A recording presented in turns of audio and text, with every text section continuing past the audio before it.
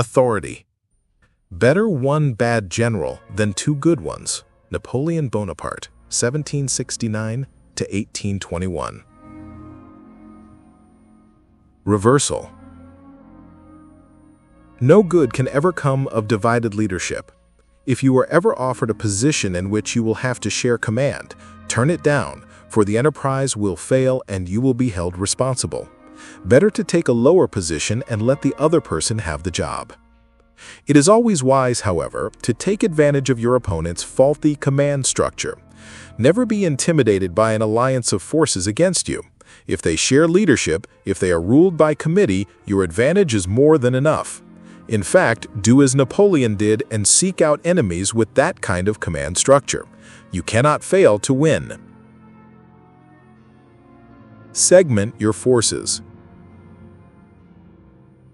The controlled chaos strategy. The critical elements in war are speed and adaptability, the ability to move and make decisions faster than the enemy. But speed and adaptability are hard to achieve today. We have more information than ever before at our fingertips, making interpretation and decision-making more difficult. We have more people to manage, those people are more widely spread, and we face more uncertainty. Learn from Napoleon, warfare's greatest master. Speed and adaptability come from flexible organization. Break your forces into independent groups that can operate and make decisions on their own. Make your forces elusive and unstoppable by infusing them with the spirit of the campaign, giving them a mission to accomplish, and then letting them run. Finally, a most important point to be considered is that the revolutionary system of command employed by Napoleon was the outcome not of any technological advances, as one might expect, but merely of superior organization and doctrine. The technical means at the emperor's disposal were not a whit more sophisticated than those of his opponents. He differed from them in that he possessed the daring and ingenuity needed to transcend the limits that technology had imposed on commanders for thousands of years. Whereas Napoleon's opponent sought to maintain control and minimize uncertainty by keeping their forces closely concentrated, Napoleon chose the opposite way, reorganizing and decentralizing his army in such a way as to enable its parts to operate independently for a limited period of time and consequently tolerate a higher degree of uncertainty. Rather than allowing the technological means at hand to dictate the method of strategy and the functioning of command, Napoleon made profitable use of the very limitations imposed by the technology. Command in War by Martin van Creveld, 1985. Calculated disorder.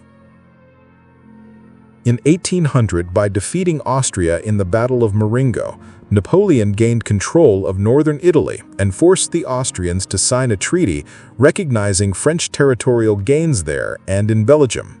For the next 5 years, an uneasy peace held sway. But Napoleon crowned himself Emperor of France, and many in Europe began to suspect that this Corsican upstart had limitless ambitions. Karl Mack, the Austrian quartermaster general and an older and influential member of the Austrian military, advocated a preemptive strike against France, with an army large enough to guarantee victory. He told his colleagues, "In war, the object is to beat the enemy, not merely to avoid being beaten." Mack and like-minded officers slowly gained influence, and in April 1805, Austria, England, and Russia signed a treaty of alliance to wage war on France and force her to return to her pre-Napoleonic borders. That summer, they formulated their plan. 95,000 Austrian troops would attack the French in northern Italy, redressing the humiliating defeat of 1800. Another 23,000 troops would secure the Tyrol between Italy and Austria. Mack would then lead a force of 70,000 men west along the Danube into Bavaria, preventing this strategically located country from allying itself with France. Once encamped in Bavaria, Mack and his army would await the arrival a few weeks later of 75,000 troops from Russia. The two armies would link up, and this unstoppable force would march west into France. Meanwhile, the English would attack the French at sea. More troops would later be funneled into each war zone, making for an army totaling 500,000 men overall. Not even Napoleon could withstand an army more than twice the size of his own, moving in on him from all sides. We find our attention drawn repeatedly to what one might call the organizational dimension of strategy. Military organizations, and the states that develop them, periodically assess their own ability to handle military threats. When they do so, they tend to look at that which can be quantified: the number of troops, the quantities of ammunition, the readiness rates of key equipment, the amount of transport, and so on. They rarely, however, look at the adequacy of their organization as such, and particularly high-level organization, to handle these challenges. Yet, as Pearl Harbor and other cases suggest, it is in the deficiency of organizations that the embryo of misfortune develops. Military Misfortunes: The Anatomy of Failure in War by Elliot A. Cohen and John Gooch, 1990.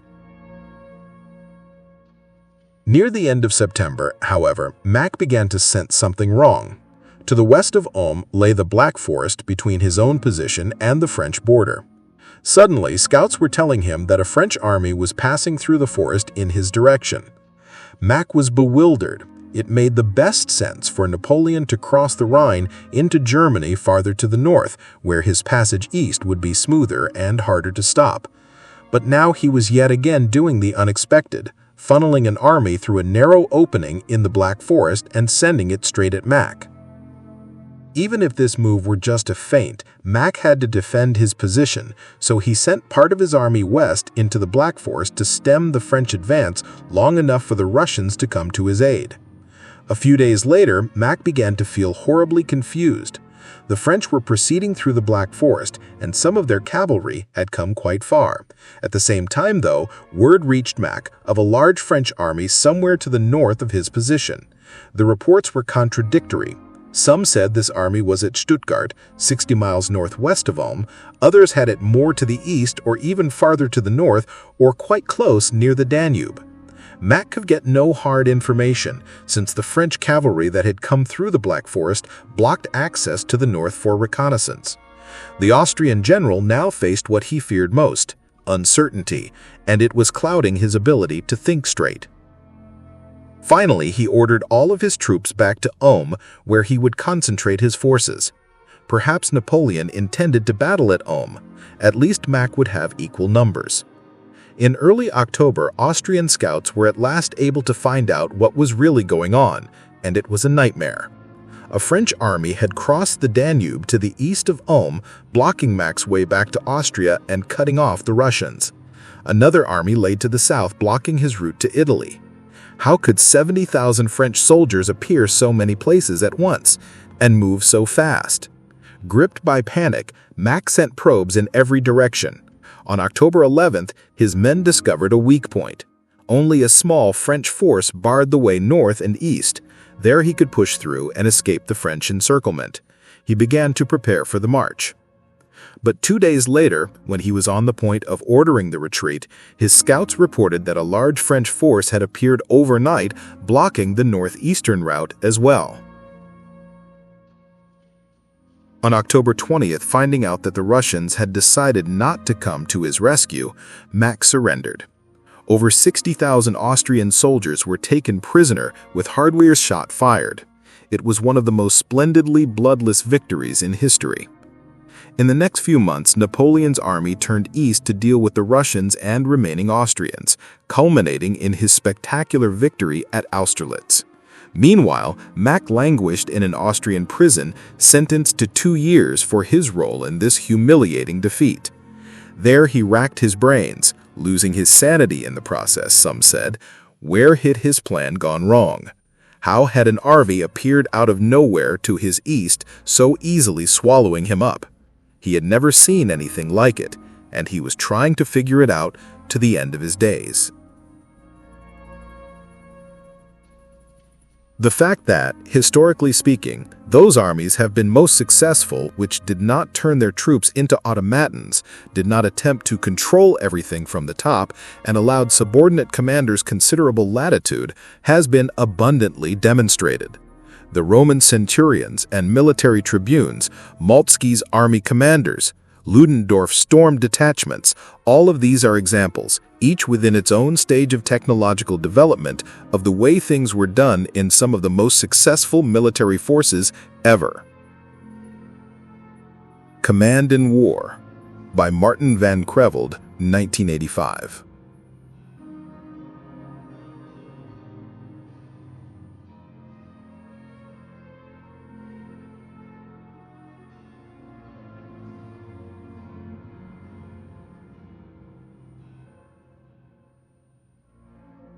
Interpretation. History should not judge General Mack too harshly, for the French armies he faced in the fall of 1805 represented one of the greatest revolutions in military history. For thousands of years, war had been fought in essentially the same way. The commander led his large and unified army into battle against an opponent of roughly equal size. He would never break up his army into smaller units, for that would violate the military principle of keeping one's forces concentrated. Furthermore, scattering his forces would make them harder to monitor, and he would lose control over the battle. Suddenly, Napoleon changed all that. In the years of peace between 1800 and 1805, he reorganized the French military, bringing different forces together to form the Grande Armée, 210,000 men strong. He divided this army into several corps, each with its own cavalry, infantry, artillery, and general staff. Each was led by a marshal general, usually a young officer of proven strength in previous campaigns. Varying in size from 15,000 to 30,000 men, each corps was a miniature army headed by a miniature Napoleon. Patton's philosophy of command was, never tell people how to do things, tell them what to do, and they will surprise you with their ingenuity. Patton, A Genius for War, Carlo d'Este, 1995. The key to this system was the speed with which the corps could move. Napoleon would give the marshals their mission, then let them accomplish it on their own.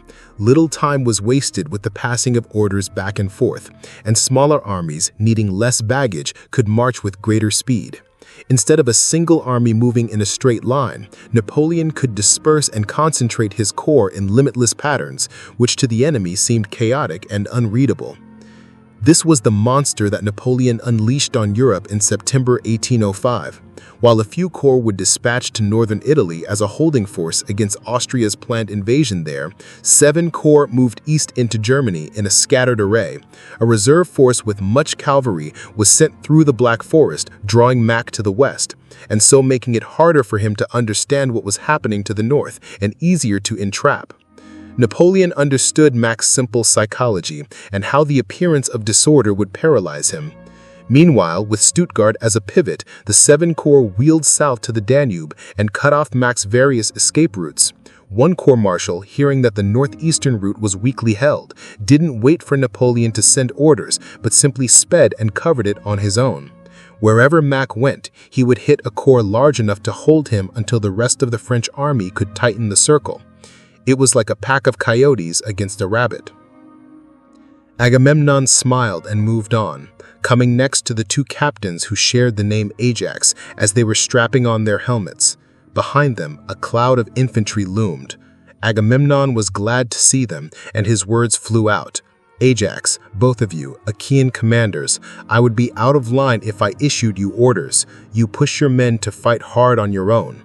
By Father Zeus, by Athena and Apollo, if all of my men had your kind of heart, King Priam's city would soon bow her head, taken and ravaged under our hands. The Iliad, Homer, circa 9th century BC. Understand, the future belongs to groups that are fluid, fast, and non-linear.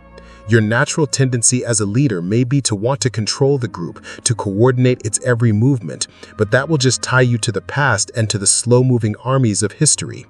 It takes strength of character to allow for a margin of chaos and uncertainty, to let go a little, but by decentralizing your army and segmenting it into teams, you will gain in mobility what you lose in complete control. And mobility is the greatest force multiplier of them all. It allows you to both disperse and concentrate your army, throwing it into patterns instead of advancing in straight lines. These patterns will confuse and paralyze your opponents. Give your different corps clear missions that fit your strategic goals, then let them accomplish them as they see fit. Smaller teams are faster, more creative, more adaptable. Their officers and soldiers are more engaged, more motivated. In the end, fluidity will bring you far more power and control than petty domination. Separate to live, unite to fight. Napoleon Bonaparte, 1769 to 1821. Keys to warfare. The world is full of people looking for a secret formula for success and power. They do not want to think on their own. They just want a recipe to follow. They are attracted to the idea of strategy for that very reason. In their minds, strategy is a series of steps to be followed towards a goal. They want these steps spelled out for them by an expert or a guru. Believing in the power of imitation, they want to know exactly what some great person has done before. Their maneuvers in life are as mechanical as their thinking.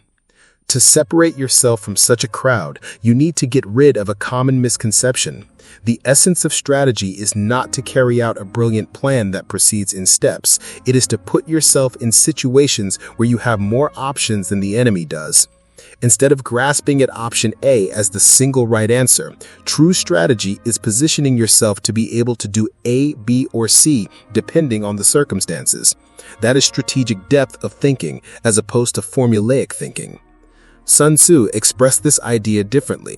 What you aim for in strategy, he said, is Shi, the position of potential force, the position of a boulder perched precariously on a hilltop, say, or the position of a bowstring stretched taut.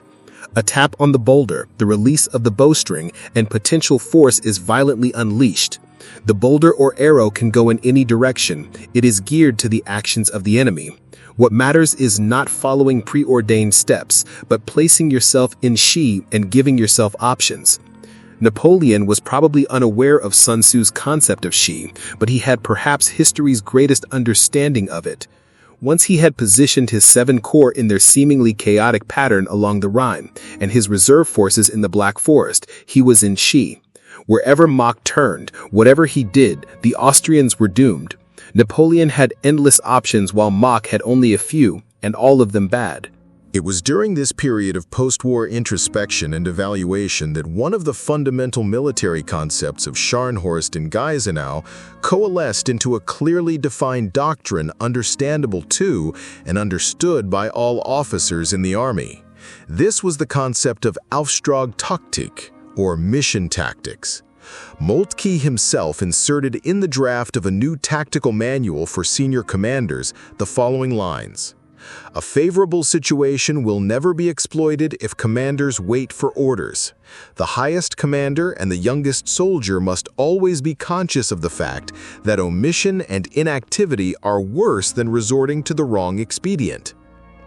Nothing epitomized the outlook and performance of the German General Staff and of the German Army which it coordinated more than this concept of mission tactics, the responsibility of each German officer and non-commissioned officer to do without question or doubt whatever the situation required as he saw it. This meant that he should act without awaiting orders if action seemed necessary. It also meant that he should act contrary to orders if these did not seem to be consistent with the situation. To make perfectly clear that action contrary to orders was not considered either as disobedience or lack of discipline, German commanders began to repeat one of Moltke's favorite stories of an incident observed while visiting the headquarters of Prince Frederick Charles. A major, receiving a tongue-lashing from the prince for a tactical blunder, offered the excuse that he had been obeying orders and reminded the prince that a Prussian officer was taught that an order from a superior was tantamount to an order from the king. Frederick Charles promptly responded, "His Majesty made you a major because he believed you would know when not to obey his orders." This simple story became guidance for all following generations of German officers. A genius for war, the German Army and General Staff, 1807 to 1945, Colonel T.N. Dupuy, 1977. Napoleon had always aimed at his version of Xi, and he perfected it in the 1805 campaign. Obsessed with structure and organization, he developed the core system, building flexibility into the very skeleton of his army. The lesson is simple. A rigid, centralized organization locks you into linear strategies. A fluid, segmented army gives you options, endless possibilities for reaching Xi. Structure is strategy, perhaps the most important strategic choice you will make. Should you inherit a group, analyze its structure and alter it to suit your purposes. Pour your creative energy into its organization, making fluidity your goal. In doing so, you will be following in the footsteps not only of Napoleon, but of perhaps the greatest war machine in modern times, the Prussian and later German army. Shortly after Napoleon's devastating defeat of the Prussians at the Battle of Jena in 1806, see Chapter 2, the Prussian leaders did some soul-searching. They saw they were stuck in the past. Their way of doing things was too rigid. Suddenly, the military reformers, including Karl von Clausewitz, were taken seriously and given power. And what they decided to do was unprecedented in history. They would institutionalize success by designing a superior army structure. At the core of this revolution was the creation of a general staff, a cadre of officers specially trained and educated in strategy, tactics, and leadership. A king, a prime minister, or even a general might be incompetent at war, but a group of brilliant and well-trained officers on the army's staff could compensate for his failures. The structure of this body was unfixed. Each new chief of staff could alter its size and function to suit his needs and the times. After each campaign or training exercise, the staff would rigorously examine itself and its performance. A whole section was created for the purpose of these examinations and for the study of military history. The general staff would learn from its mistakes and those of others. It was to be a work permanently in progress. The most important reform was the development of the Auftragtaktik, or mission-oriented command system. In German, there are two words for command, Auftrag and Befehl. A Befehl is an order to be obeyed to the letter. An Auftrag is much more general. It is a statement of overall mission, a directive to be followed in its spirit, not its letter. The Auftragtaktik, inspired by Prussia's archenemy Napoleon and the leeway he gave his marshals, permeated the general staff. Officers were first inculcated with the philosophy of German warfare, speed, the need to take the offensive, and so on. Then they were put through exercises to help them develop their ability to think on their own, to make decisions that met the overall philosophy but responded to the circumstances of the moment. Leading the equivalent of a corps in battle, officers were given missions to accomplish and then were let loose. They were judged by the results of their actions, not on how those results were achieved.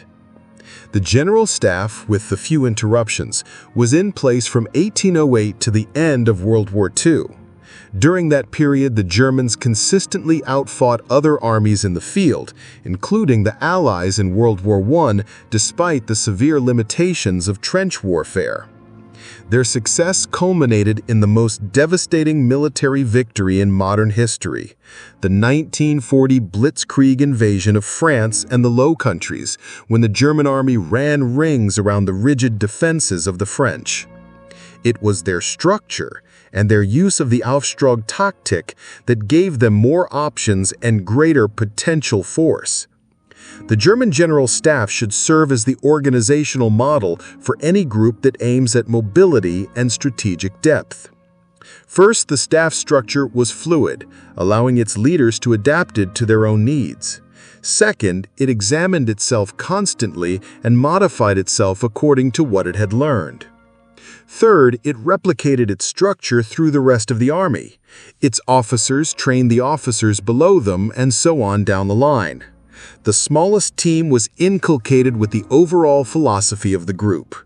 Now when you unleash your cores on their missions, you can trust their decisions and feel confident in your power to coordinate them. The Mongol hordes led by Genghis Khan in the first half of the 13th century were perhaps the closest precursors to Napoleon's corps. Genghis, who preached a philosophy of Mongol superiority, was a master of mobility in warfare. His segmented forces could disperse and concentrate in complicated patterns. The armies that faced them were shocked at how chaotic they seemed, so impossible to figure out, yet they maneuvered with amazing coordination. Mongol soldiers knew what to do and when without being told. For their victims, the only explanation was that they were possessed by the devil. The sinister coordination of the Mongols, however, was actually the result of rigorous training. Every winter in peacetime, Genghis would run the Great Hunt, a 3-month-long operation in which he would scatter the entire Mongol army along an 80-mile line in the steppes of Central Asia and what is now Mongolia. A flag in the ground hundreds of miles away marked the hunt's endpoint. The line would advance, driving before it all the animals in its path. Slowly, in an intricately choreographed maneuver, the ends of the line would curve to form a circle, trapping the animals within. The hunt's endpoint would form the center of the circle. As the circle tightened, the animals were killed. The most dangerous of them, the tigers, were left to last. The Great Hunt exercised the Mongols' ability to communicate through signals at a distance, coordinate their movements with precision, know what to do in different circumstances, and act without waiting orders. Even bravery became an exercise when individual soldiers would have to take on a tiger. Through hunting and a form of play, Genghis could instill his philosophy, develop cohesion and trust among his men, and tighten his army's discipline. Yauki was 30 years old when he bought the Red Sox, a hopelessly bankrupt team that had won only 43 games the previous season and averaged only 2,365 paying customers. The ball club became his toy. Because he loved his players, he spoiled them rotten.